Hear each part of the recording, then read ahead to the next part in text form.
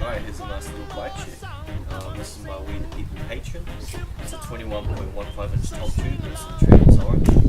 On the front I've got a WTP Supreme stick, a whole bunch of spaces packed underneath it. I've got the WTP Envy bars, which are 29 wide, or 28.9 wide, 8.75 inch rise. Got the Cold Bands waffle grips, premium bar ends. Got the WTP Patron forks, pretty sure they're 25s, but they could be 35s today.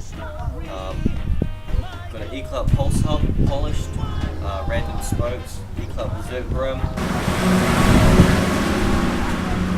Wind and cars, man. Got a metal salt peg and animal butcher peg.